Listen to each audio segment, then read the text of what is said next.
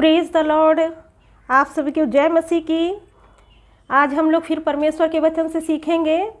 आज हम लोग सीखेंगे आत्मिक युद्ध के विषय में कि हम लोग एक आत्मिक युद्ध में हैं और ये युद्ध जो हम लोग लड़ रहे हैं वो युद्ध किससे है? किसी मनुष्य से नहीं है, बल्कि उन दुष्ट आत्माओं से है, शैतान से है, जो अदृश्य है, जो दिखाई नहीं देते हैं, लेकिन वो हमारी ज़िंदगी के साथ में एक युद्ध लड़ रहे हैं। हम लोग एक आत्मिक युद्ध में हैं। तो इसलिए आज हम लोग परमेश्वर के वचन से देखेंगे कि हम लोग जो आत्मिक युद्ध में हैं तो हमें क्या करना चाहिए, कैसे हम इस युद्ध को लड़ सकते हैं। तो आज हम लोग परमेश्वर के वचन से देखेंगे। पहले इफिसियों की पुस्तक और उसका 6 अध्याय और उसका 10 वचन यहाँ पर लिखा हुआ है। इसलिए प्रभु में और उसकी शक्ति के प्रभाव में बलवंत बनो, परमेश्वर के सारे हथियार बांध लो कि तुम शैतान की युक्तियों के सामने खड़े रह सको, क्योंकि हमारा यह मल्ल युद्ध लहू और मांस से नहीं, परंतु प्रधानों से, अधिकारियों से और इस संसार के अंधकार के हाकिमों से और दुष्टता की उन आत्मिक सेनाओं से है जो आकाश में है। यहाँ पर परमेश्वर का वचन बता रहा है कि हमारा जो मल्ल युद्ध है, हमारा जो आत्मिक युद्ध है, वो किसी इंसान से नहीं है, बल्कि उन अंधकार की शक्तियों से है जो हमारे ऊपर अटैक करती हैं, जो हमें दिखाई नहीं देती हैं और वो अदृश्य होकर हमारे ज़िंदगी को प्रभावित करती हैं।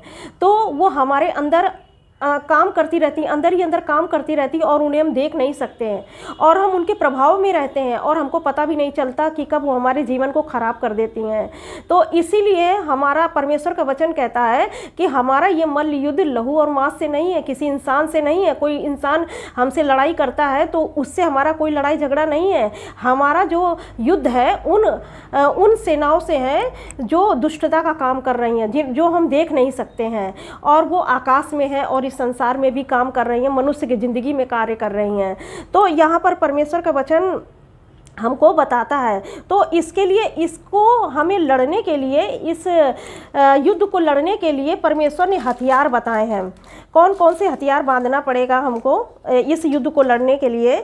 यहाँ पर लिखा है 6:13 में, इफिसियों 6:13 में लिखा हुआ है, इसलिए परमेश्वर के सारे हथियार बांध लो कि तुम बुरे दिन में सामना कर सको और सब कुछ पूरा करके स्थिर रह सको।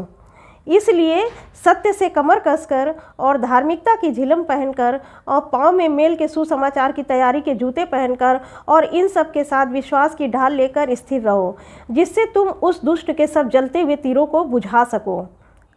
और उद्धार का टोप और आत्मा की तलवार जो परमेश्वर का वचन है ले लो, और हर समय और हर प्रकार से आत्मा में प्रार्थना और विनती करते रहो। और इसीलिए जागते रहो कि सब पवित्र लोगों के लिए लगातार विनती किया करो। और यहाँ पर परमेश्वर का वचन कहता है हमको परमेश्वर के हथियार बांधना ज़रूरी है। कौन से हथियार है? अभी हम लोगों ने देखा, सत्य से कमर कसना है और धार्मिकता की झिलम पहनना, पाँव में मेल के सुसमाचार की तैयारी के जूते पहनना है और विश्वास की ढाल लेना है और उद्धार का टोप और आत्मा की तलवार हमको लेना। आत्मा की तलवार क्या है? परमेश्वर का वचन। तो हमको इनको लेना है और हर समय हर प्रकार से आत्मा में प्रार्थना और विनती करते रहना है। तो ये हमारा क्या है? परमेश्वर का दिया हुआ हथियार है। तो हमको इन आत्मिक दुष्ट आत्माओं से लड़ने के लिए हमें इन हथियारों की ज़रूरत पड़ती है। अगर इन हथियारों को हम नहीं रखते हैं और इनका हम यूज़ नहीं करते हैं तो वो दुष्ट आत्माएं हमारे ज़िंदगी को प्रभावित करती हैं और हमारा जीवन खराब कर देती हैं और धीरे धीरे हमको खोखला बनाती चली जाती हैं। तो इसीलिए जो कोई व्यक्ति ये कहता है कि मैं यीशु के पीछे चलूँगा और यीशु की आज्ञाओं को फॉलो करूँगा, तो ये युद्ध उनके ज़िंदगी में और भी ज़्यादा तेज हो जाता है। वैसे तो पूरा संसार इस दुष्ट के हाथ में पड़ा ही हुआ है, लेकिन जो प्रभु यीशु मसीह को ग्रहण करके उस दुष्टता की उन आत्मिक सेनाओं से जो इसका संसार में कार्य कर रही हैं, उनके ज़िंदगी से वो जब यीशु मसीह को ग्रहण करते हैं, जब निकल आते हैं, तो ये अंधकार की शक्तियाँ उनको खींचती हैं और उनके जीवन में काम करती हैं, पूरा प्रयास करती हैं कि उनको फिर से पाप में ले जाएं। लेकिन परमेश्वर कहते हैं कि ये जो परमेश्वर के दिए हथियार हैं, इनको बांध लो ताकि तुम स्थिर रह सको और हर समय हर प्रकार से तुम आत्मा में प्रार्थना करते रहो। हम देखेंगे जैसे परमेश्वर के वचन में लिखा हुआ, जैसे भी हम लोगों ने जान लिया कि परमेश्वर ने हमें हथियार दिए हैं उन दुष्ट आत्माओं से लड़ने के लिए। तो जब एक मसीह कहता है कि मैं यीशु के पीछे चलूँगा, तो ये दुष्ट आत्माएं क्या करती हैं, वो उसको अपने चंगुल से निकलने नहीं देती हैं। वो सोचती हैं कि मैं उसको अपने पास ले आऊँ और ये हमारे कस्टडी से बाहर न निकलने पाए। तो ये पूरा प्रयास करती हैं कि जो मसीह लोग निकल गए हैं उनको फिर से मैं अपने अंडर में ले आऊं, या शैतान का काम करे या पाप करे, तो ताकि हम इन पर प्रभुता करने पाएं। तो यहाँ पर परमेश्वर का वचन बताता है कि जैसे यूहन्ना 4:4 में लिखा हुआ है, हे बालकों तुम परमेश्वर के हो और तुमने उन पर जय पाई है, क्योंकि जो तुम में है वह उससे जो इस संसार में है बड़ा है। तो यहाँ पर परमेश्वर का वचन कहता है कि हे बालकों तुम परमेश्वर के हो। जब आपने प्रभु यीशु मसीह को ग्रहण कर लिया है, उसके बताए हुए रास्ते पर चलते हैं, उसकी आज्ञाओं को मानते हैं, तो आपने उस दुष्टता की दुष्ट आत्माओं पर जय पाई है। क्योंकि प्रभु यीशु मसीह ने जय पाई है, तो उसके लोगों ने भी जय पाई है। क्योंकि जो तुम में है, जो हमारे अंदर है, जो प्रभु हमारे अंदर है, जो यीशु मसीह हमारे अंदर है, और वह उससे जो इस संसार में है बड़ा है। जो इस संसार में है शैतान और दुष्ट आत्माएं, वो प्रभु यीशु मसीह जो हमारे अंदर रहता है, हमारे साथ चलता फिरता है, वो उससे बड़ा है। तो इसलिए हमें क्या है, हमने उन पर जय पाई है, हमें डरना नहीं है, हमको प्रभु यीशु मसीह पर विश्वास करना है। कभी कभी हम लोग डर जब हमारी ज़िंदगी में आता है, अगर हम हमेशा डरते जाते हैं तो क्या करते हैं, हमारे अंदर से विश्वास कम होता है। जब डर बढ़ता है तो विश्वास कम होता है, और जब विश्वास बढ़ता है तो डर कम होता है। तो ये चीज़ें हमारी ज़िंदगी में होती हैं। तो इसलिए जब हमको डर को ख़त्म करना है तो परमेश्वर पर विश्वास हमको करना है। जब परमेश्वर पर विश्वास होता जाएगा, हम परमेश्वर के वचन को पढ़ेंगे, उस पर चलेंगे, तो वो जो डर है हमारी ज़िंदगी में, वो डर हमारी ज़िंदगी से निकल जाएगा।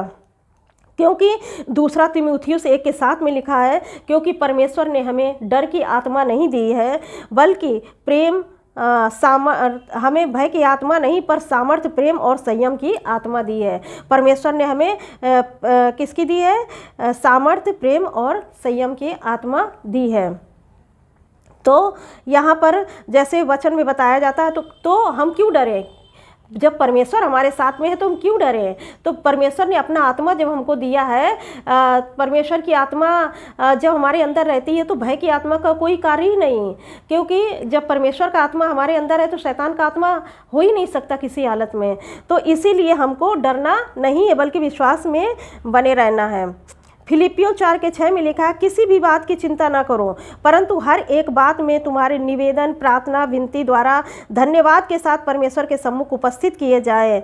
और फिलिपियों 4:7 में लिखा है, तब परमेश्वर की शांति जो सारी समझ से परे है, तुम्हारे हृदय और तुम्हारे विचारों को मसीह यीशु में सुरक्षित रखेगी। तो हमारी जो बात है वो परमेश्वर के सामने हमें क्या, निवेदन, प्रार्थना, विनती सब धन्यवाद के साथ परमेश्वर के सामने उपस्थित करने हैं। तो परमेश्वर जो हमारे अंदर रहता है, तो वो हमें अपनी सामर्थ्य से, अपनी ताकत से भरेगा, और अपने हमारे विश्वास को दिन प्रतिदिन मजबूत होता जाएगा। तो डर हमारे पास से हमेशा के लिए जाता रहेगा, और आप एक मैच्योर व्यक्ति प्रभु यीशु मसीह में बनने पाएंगे। तो क्या है, हमारा क्या है, हमको विश्वास में बढ़ना है और डर को अपनी ज़िंदगी में ख़त्म करना है। तो जब डर आपके अंदर विश्वास रहेगा तो डर का कोई स्थान ही नहीं। जब आप परमेश्वर पर पूर्ण विश्वास करेंगे, तो आप परमेश्वर पर विश्वास करेंगे, तो डर अपने आप से आपकी ज़िंदगी से दूर होता जाएगा। कभी कभी हम एक बात और देखेंगे, जैसे भी हम लोगों ने देख लिया कि हमको डरना नहीं है, बल्कि प्रभु पर विश्वास करना है, उसके साथ संबंध अच्छा बनाना है परमेश्वर के साथ में। तो वो जो डर की आत्मा है वो हमारी ज़िंदगी से हमेशा के लिए निकल जाएगी। और अगर आप परमेश्वर के वचन पर विश्वास नहीं करेंगे, अच्छा संबंध नहीं रखेंगे, तो वो डर आपकी ज़िंदगी से कभी निकल ही नहीं पाएगा। तो इसलिए हमें परमेश्वर के साथ अच्छा संबंध बनाना है, परमेश्वर से प्रार्थना करना है, क्योंकि आप एक आत्मिक युद्ध में है। आपकी ज़िंदगी में वो दुष्ट आत्माएं कार्य कर रही हैं, जिससे कि आपका ज़िंदगी बदल नहीं पा रहा है।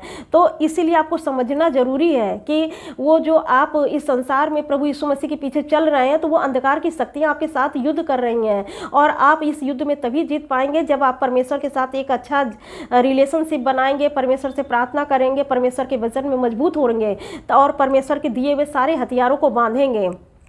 तो इसीलिए हम दूसरी बात देखते हैं कि लोग क्या करते हैं, दुष्ट आत्माओं पर ज़्यादा भरोसा करते हैं, दुष्ट आत्माओं को ज़्यादा क्या करते, फोकस करते हैं, और जो अपनी आत्मिक उन्नति पर कम भरोसा करते हैं। वो जरा बातों में डर जाते हैं, कहते हैं अरे हम वहाँ नहीं जाएंगे, वहाँ पर भूत है, या हमको डर लग रहा है, इस तरीके से। अरे हमने देखा कि एक दुष्ट आत्मा हमारे पीछे पीछे आ रही थी। अरे तो आप तो प्रभु यीशु मसीह को जानने वाले हैं। परमेश्वर का आत्मा जब हमारे अंदर रहता, खुद प्रभु यीशु मसीह हमारे अंदर रहता है, तो शैतान हमको डरा नहीं सकता। हाँ, डराएगा तब जब आपका जीवन पापों में होगा, तब आप आत्मिक युद्ध नहीं जीत पाएंगे। तो इसीलिए आप दुष्ट आत्माओं पर से अपना फोकस हटाकर परमेश्वर के वचन पर लगाइए, परमेश्वर के प्रार्थना में लगाइए। परमेश्वर से जो आप प्रार्थना करते हैं तो परमेश्वर की आज्ञाओं को मानिए। तो जब आप इन चीज़ों पर ज़्यादा फोकस करेंगे, परमेश्वर अपने आत्मिक उन्नति पर, तो वो दुष्ट आत्माएं जो हैं, जो दुष्ट आत्माओं पर आप अपना फोकस ज़्यादा लगाए रखे हैं ना, तो वो धीरे धीरे कम होता जाएगा। तो इसीलिए आप दुष्ट आत्माओं की बातें ज़्यादा ना करके परमेश्वर की बातें ज़्यादा करेंगे, तो वो डर जो आपके ज़िंदगी से है, और जो आप दुष्ट आत्माओं पर इतना ध्यान लगा रहे, इतना फोकस कर रहे हैं, तो वो आपकी ज़िंदगी से कम होता जाएगा और ख़त्म होता जाएगा। अब हम और ये जो दुष्ट आत्माएं हैं ना, इनसे हम युद्ध कैसे लड़ सकते हैं? हम इन्हें अपनी क्षमता से नहीं लड़ सकते हैं। दुष्ट आत्माओं से जो हमें युद्ध लड़ना है, तो वो हम अपनी क्षमता से नहीं लड़ सकते हैं। तो हम ये तीसरी बात सीखेंगे। तो हम जो आत्मिक युद्ध लड़ रहे हैं, वो अपनी क्षमता से नहीं लड़ सकते हैं, वो हम परमेश्वर के सामर्थ्य, उसके वचन के द्वारा लड़ सकते हैं। याकूब 4:7 में लिखा है, इसलिए परमेश्वर के अधीन हो जाओ और शैतान का सामना करो, तो वह तुम्हारे पास से भाग निकलेगा। तो याकूब 4:7 कहता है, इसलिए परमेश्वर के अधीन हो जाओ। परमेश्वर के अधीन होने का मतलब क्या है? आप परमेश्वर के वचन को पढ़िए, प्रार्थना करिए और परमेश्वर से विनती करिए और परमेश्वर की आज्ञाओं को मानिए। तो जब आप ये चीज़ें करेंगे तो आप परमेश्वर के अधीन हो जाएंगे, और जब आप पाप करेंगे तो शैतान के अधीन हो जाएंगे। तो आपको चुनाव करना है कि आप परमेश्वर के अधीन होना चाहते हैं कि शैतान के अधीन होना चाहते हैं। अगर आप एक मसीह हैं, एक मैच्योर मसीह हैं, तो आप हमेशा यही स्वीकार करेंगे कि हम किसके अधीन होंगे? परमेश्वर के अधीन होंगे, क्योंकि परमेश्वर के अधीन होने पर ही शैतान भाग निकलेगा। लेकिन अगर परमेश्वर के अधीन आप नहीं होंगे तो शैतान नहीं भागेगा। याकूब 2:19 में लिखा है, तुझे विश्वास है कि एक ही परमेश्वर है, तू अच्छा करता है, दुष्ट आत्मा भी विश्वास रखते हैं और थरथराते हैं। तो यहाँ पर परमेश्वर का वचन कहता है कि तुम तो विश्वास कर रहे हो कि एक ही परमेश्वर है, तो कौन सी बड़ी बात कर रहे हो? दुष्ट आत्मा भी तो विश्वास करते हैं कि एक ही परमेश्वर है, तो और वो भी थरथराते हैं। तो इसीलिए हमको क्या करना, आत्मिक युद्ध जब हमें लड़ना है तो हम अपनी क्षमता से नहीं लड़ सकते हैं, और हमें इसको लड़ने के लिए परमेश्वर के हथियार की ज़रूरत पड़ेगी। तो आपको क्या करना है? परमेश्वर से प्रार्थना करना है, वचन में मजबूत बनना है और आत्मिक उन्नति दिन प्रतिदिन करना है, तभी आप इस युद्ध में विजयी होने पाएंगे, अन्यथा आप विजयी नहीं होने पाएंगे। और हम चौथी बात सीखेंगे इसमें से कि हमें पाप से, हमारा जीवन अगर पाप का है, पाप का जीवन हमारा नहीं होना चाहिए। अगर हमारा जीवन पाप का जीवन है तो फिर हम उन दुष्ट आत्माओं से हम लड़ ही नहीं सकते हैं, क्योंकि वो जब हमारा जीवन पाप का जीवन है तो वो अंधकार की शक्तियाँ हमारे ऊपर प्रभुता वो करती ही रहेंगी, और हम भूल जाएं इस बात को कि हम कभी उन पर प्रभुता करने पाएंगे, उन दुष्ट आत्माओं पर, बल्कि वो ही हमारे ऊपर प्रभुता करेंगी। इसलिए हमें अपने पाप के जीवन को छोड़ करके अपनी आत्मिक उन्नति करना है और पाप के जीवन से हमें बाहर निकल आना है। लेकिन आप जैसे सोचते हैं कि हम पाप का जीवन भी पकड़े रहें और परमेश्वर के आशीष भी प्राप्त करते रहें और दुष्ट आत्माओं से भी हम लड़ते रहे, तो आप हार जाएंगे। आप किसी भी तरह स्थिर नहीं रहने पाएंगे। आपको जब प्रभु यीशु मसीह में आना है तो पूरी तरह से आ जाइए, पूरी तरह से परमेश्वर को वचन को ग्रहण कर लीजिए, उसकी आज्ञाओं को मानिए, उसके वचन को पढ़िए, उससे प्रार्थना करिए। तो परमेश्वर जो है ना, वो आपको अपनी सामर्थ्य से, अपनी ताकत से भरेगा और आपको मजबूत रखेगा, और आप इस युद्ध में विजयी होने पाएंगे। हम इसमें देखेंगे याकूब 1:14 में लिखा है, परंतु प्रत्येक व्यक्ति अपनी ही अभिलाषा से खींचकर और पाप में फंसकर परीक्षा में पड़ता है। यहाँ पर परमेश्वर का वचन कहता है प्रत्येक व्यक्ति को जब किसी चीज़ की अभिलाषा होती है तो वो उसकी ओर खिंच जाता है और खिंचता है और फिर वो परीक्षा में पड़ जाता है।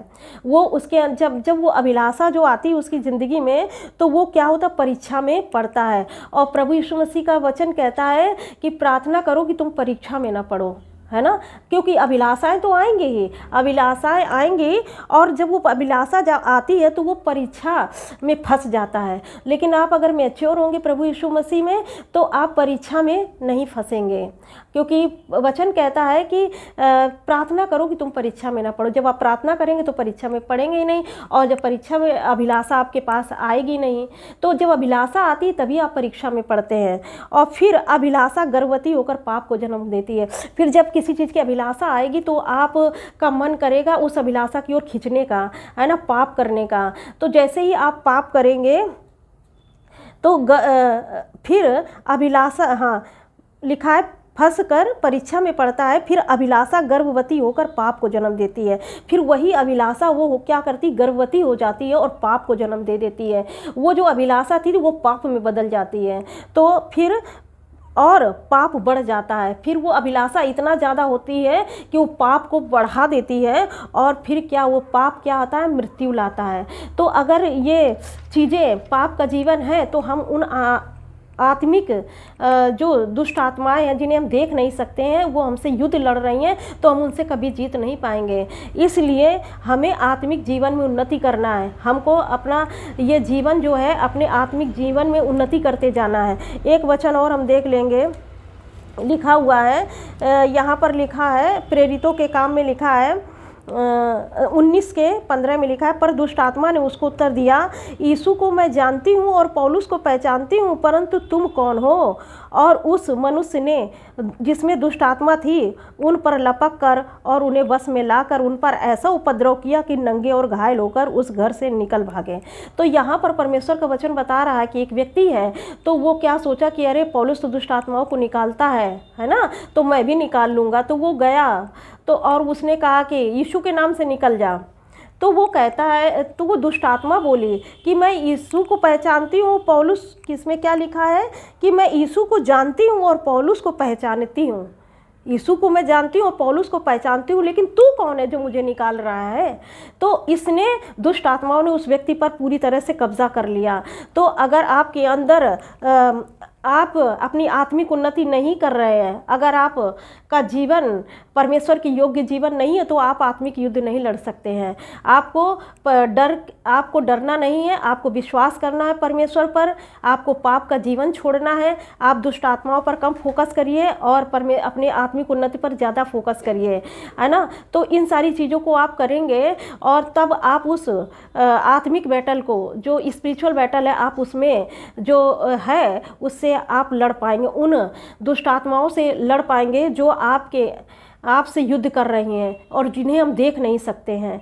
तो इसलिए आप ये जानने पाएँ कि अगर हमारा जीवन पाप का जीवन है तो हम कभी भी उन पर विजय नहीं प्राप्त करने पाएंगे। वो दिखाई नहीं देती, लेकिन आपके जीवन को अंदर ही अंदर खोखला करती जाती हैं, और जितनी भी समस्याएं संसार पर हैं वो सब आपकी ज़िंदगी में आने लगेंगे। इसीलिए आपको परमेश्वर के वचन को बहुत पढ़ना है और उस पर चलना और अपनी आत्मिक उन्नति करना है। और इस आत्मिक युद्ध में जो हमारे साथ चल रहा है उन दुष्ट आत्माओं के साथ और हम लोगों के साथ, हम लोग उस पर विजयी हो जाएंगे। जैसे क्योंकि प्रभु यीशु मसीह का वचन कहता है, परमेश्वर का वचन कहता है कि वो जो हमारे अंदर रहता है प्रभु यीशु मसीह, और जो इस संसार में है शैतान, वो हमारे जो अंदर रहता है वो उससे बड़ा है जो इस संसार में रहता है। तो हम जैसे यीशु मसीह ने जय पाई है वैसे हम लोग भी जय पाए हुए हैं।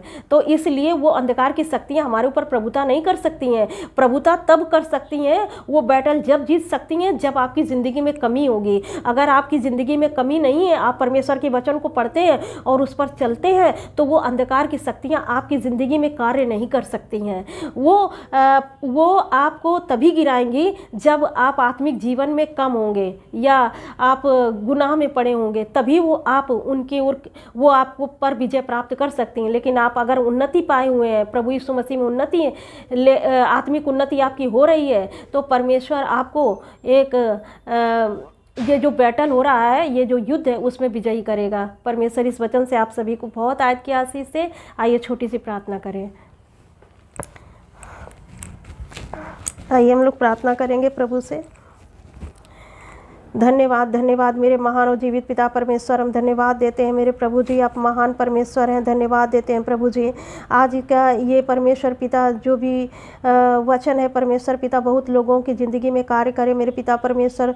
जो उन्होंने सीखा है मेरे पिता परमेश्वर इस आत्मिक युद्ध के बारे में परमेश्वर पिता, वो जानने पाए मेरे पिता परमेश्वर, अपने जीवन में सुधार करने पाए प्रभु जी। प्रार्थना करते हैं मेरे पिता परमेश्वर, और वो उस आत्मिक युद्ध को जो उन अंधकार की शक्तियों से हमारा है परमेश्वर पिता, हम सब उन पर विजय प्राप्त करने पाएँ प्रभु यीशु मसीह। जैसे आपने जय पाई है वैसे हम लोग भी जय पाएंगे यीशु के नाम में। प्रभु जी हम धन्यवाद देते हैं मेरे पिता परमेश्वर, हम लोगों ने जय पाई है प्रभु यीशु आपके नाम से, और वो हमारे ज़िंदगी में प्रभुता नहीं कर सकते, अब हम लोग उन पर प्रभुता करते हैं। धन्यवाद देते हैं मेरे पिता परमेश्वर, धन्यवाद देती हूँ परमेश्वर पिता, धन्यवाद देती हूँ। इस छोटी सी प्रार्थना को यीशु के नाम से मांगती हूँ, आमीन। अगर आपको ये मैसेज अच्छा लगा हो, आपने कुछ नया सीखा हो और आपकी आत्मिक उन्नति हुई हो, तो आप लोग कमेंट्स ज़रूर करें। आप सभी को जय मसीह की।